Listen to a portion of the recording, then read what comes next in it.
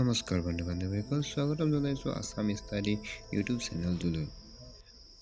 আপোনালোকৰ জব কাৰ্ডৰ PMAY house অৰ্থাৎ চৰকাৰী ঘৰৰ পইচা সোমাইছে নাই, কেনেকৈ চেক কৰিব, এই সকলোবোৰ আপোনালোকক এইটো ভিডিঅ'ত দেখুৱাম। গতিকে আপোনালোকে প্ৰথমৰ পৰা শেষলৈকে ভিডিঅ'টো স্কিপ নকৰাকৈ শেষলৈকে চাব। আৰু যদি প্ৰথমবাৰলৈ আপুনি এইটো চেনেলত নতুন হয় তেতিয়াহ'লে চেনেলটো ছাবস্ক্ৰাইব কৰি বেল আইকনটো অন কৰিব। আপোনালোকে আপোনালোকৰ মোবাইল বা ডেস্কটপত যিকোনো এটা ক্ৰম ব্ৰাউজাৰ অপেন কৰিব। অপেন কৰি সাৰ্চ বাৰত লিখিব জব কাৰ্ড বুলি সাৰ্চ কৰাৰ পাছত আপোনালোকৰ পেজটো এনেকৈ খোল খাব। ইয়াতে প্ৰথম লিংক যিটো গ্ৰাম পঞ্চায়ত ৰেগা বুলি আছে, ইয়াত ক্লিক কৰিব। ইয়াত ক্লিক কৰাৰ পাছত পেজটো এনেকৈ ওপেন হ'ব। ইয়াতে এক নম্বৰটো দিয়া আছে ডাটা এন্ট্ৰি, ইয়াত দিয়া আছে। তাৰপিছত দুই নম্বৰটো দিয়া আছে জেনেৰেট ৰিপৰ্টছ। ইয়াতে আপোনালোকে জেনেৰেট ৰিপৰ্টৰ জব কাৰ্ডত আপোনালোকে ক্লিক কৰিব। ইয়াত ক্লিক কৰাৰ পাছত পেজটো এনেকৈ ওপেন হ'ব।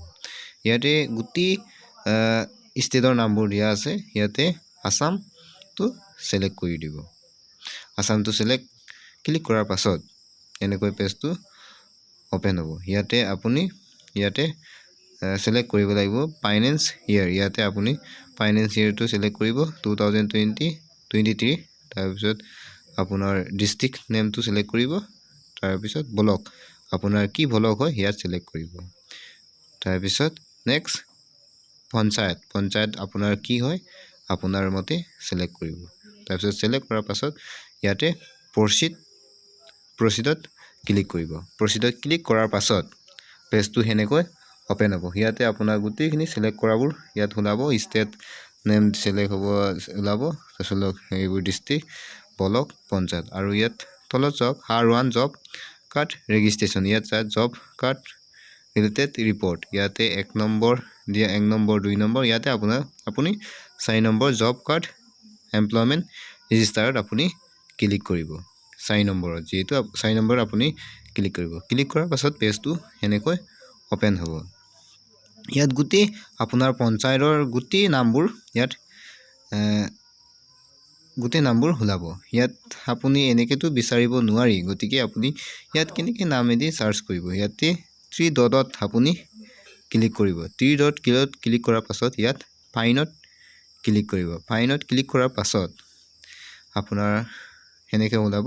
ইয়াতে আপুনি যিটো জব কাৰ্ডৰ নাম চাব বিচাৰে ইয়াৰ নামটো ইয়াত লিখিব। লিখাৰ পাছত আপোনাৰ এনেকৈ নামটো ইয়াত ওপেন হ'ব।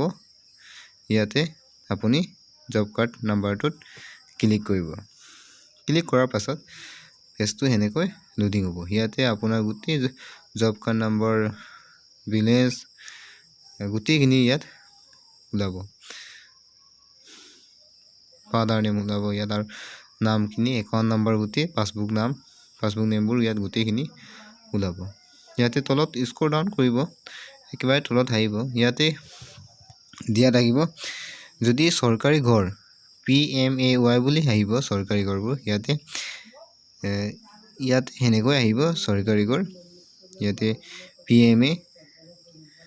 PMAY এইটো চৰকাৰী ঘৰৰ পইচা ইয়াতে সোমাইছে।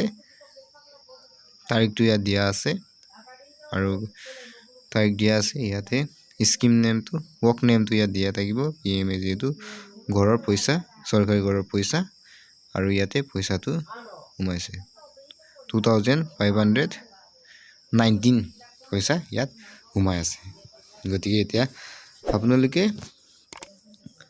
গম পালে কেনেকৈ পইচা চৰকাৰী ঘৰৰ পইচা কেনেকৈ সোমাইছে আপোনালোকে